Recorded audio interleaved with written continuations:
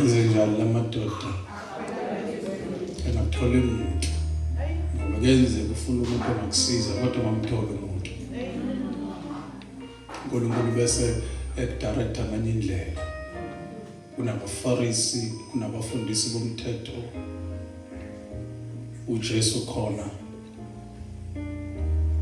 amandla kuye bafuna ukungena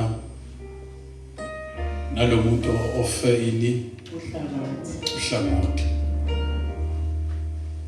iBhayibheli babemthwele ngohlaka noma ngafunda mawufika ekhaya uqhubeka ufuna sithandaza haleluya uhlanganise nalapha ku1 John chapter 5 verse number 4 iBhayibheli lapho likhuluma ukuthi okuzelwe uNkulunkulu kuyalinqoba izwe lokho kuyikukholwa kwethu hallelujah our faith glory to Jesus mawuqhubeka nalendaba oyifunda uzakuba segcineni labantu lamadoda uma azama ukuya la uJesu ekhona kodwa kungeneki kwesikhathi fanele udlule ebantwini udlule nakuma strongholds avimbile bese uzama indlela yokubhodloza glory to Jesus nowesifazane wakagula for 12 years wazama wahlawa enyunga wayenyangeni waya kodokotela but the disease getting worse hallelujah trying ukuthi inkosi yami asizakale wa waste konke nakho kodwa when she heard about Jesus iBhayibheli lithi enjalo naye kula eswile ngoJesu kwaba senhlizweni ngoba inamandla into esenhlizweni wathi manje ngathinta nje just umphetho wengubo kaJesu ngizosinda kodwa manje inkinga isimo sama sivumi yofika phakathi kwabantu khona kwenza isikhathi imithetho nezinye izinto ezimingcele ezimgoqo umuntu kodwa mawusufuna ukufika kufanele uvele ufohle noma kungavumelekile kuyabonakala sewuphakathi haleluya now lithi ke iBhayibheli laba bantu baphethe lo muntu ufe uhlangothi kodwa kungeneko akho umuntu abangaxoxa naye akwazi ngamanye amazwi akukho no connection bakuhlatshwayo haleluya ukuthi ngizamele kwazi ukungena akekho but yo into eyabafikele ukuthi asivele senyuke sigibele ophahleni ebese siyabhodloza uphahla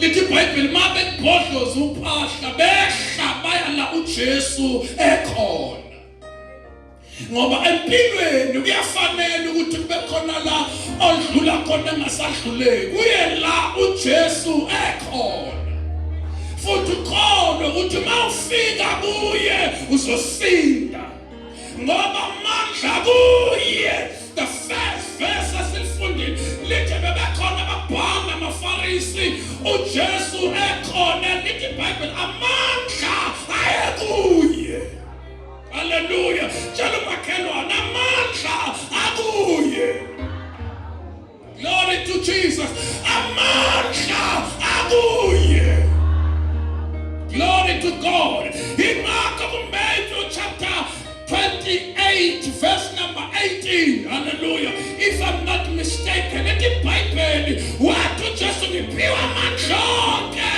ezulwini nasemhlabeni amandla wakho kwenye indawo kodwa amandla kuye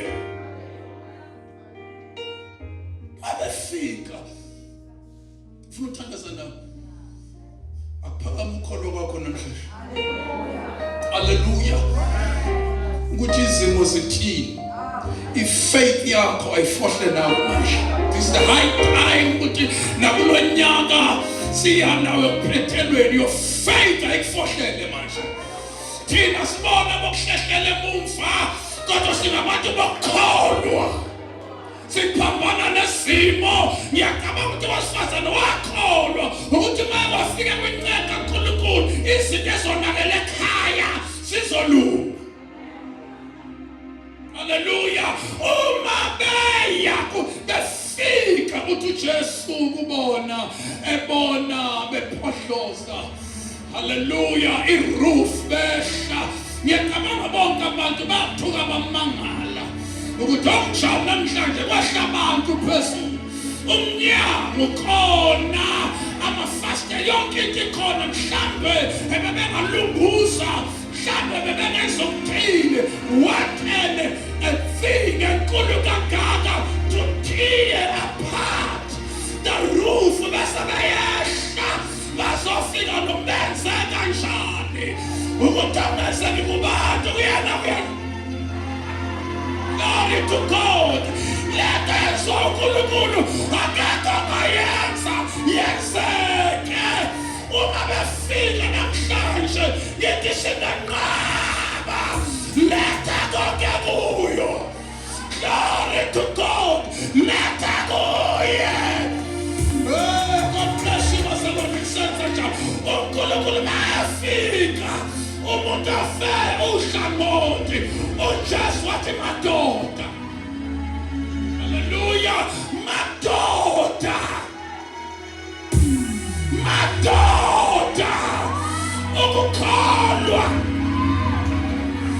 ukukhalwa, ukukhalwa kwalo.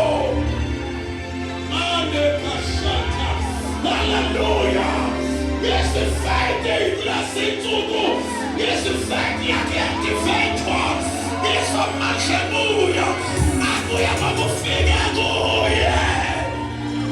We are figuring out. That's the same as David. That's the getting angelos. That's the same. Hallelujah. Hallelujah. Uto just madoda. Ukara wanu kukul. Amekula wako. Amekula wako. Amekula mukusebenzele. Amusebenzele. Amusebenzele.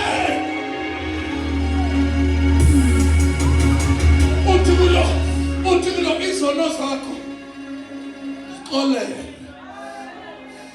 Noma engakayi kwinto emphethe ngoba kuyenzeka aqale ngento edingayo kunale wena obuyifuna.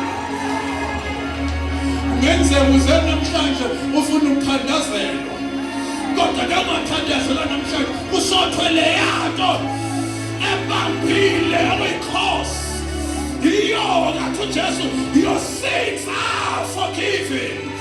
Ushawuloleleyo abakholwa bamile bayamangala aselanga lofu kodwa ubonisa idingo sofuhla ngona.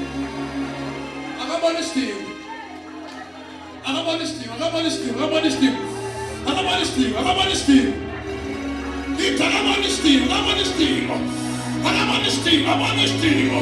Ifethi yakhe ikususa ekhaya wathi uyakhonza wena.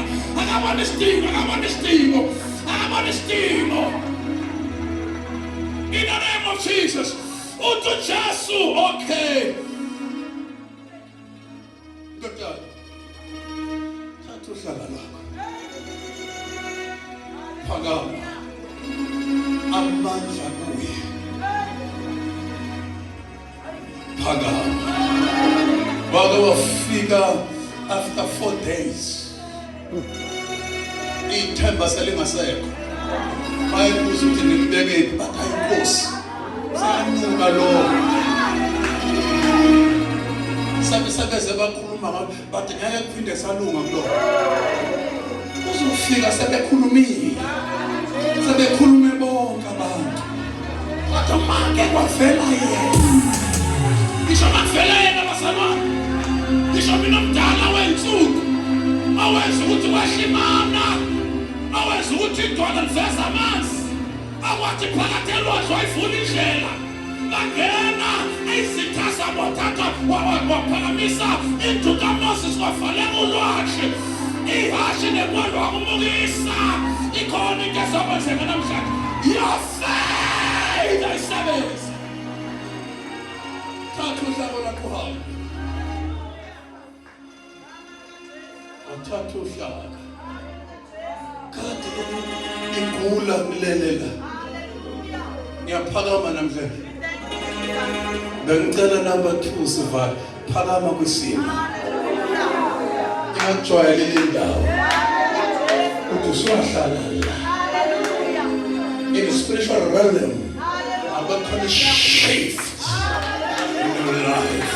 I declare upon you. I declare upon your family. Tatu uhambe. Tata your mattress. Bagama wabonakale ehamba emdumisa. Wena usazodumisa. Tatu uhambe. Letha konke kuye.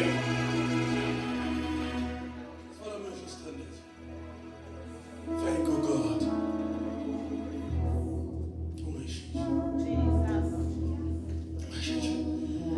Thank you, God.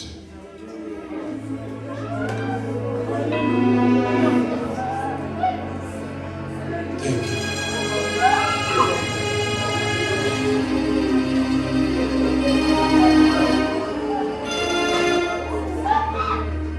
Thank you.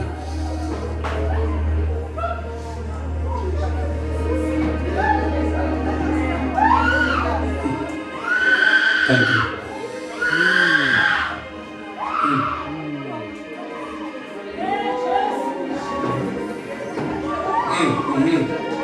Kuna amandla.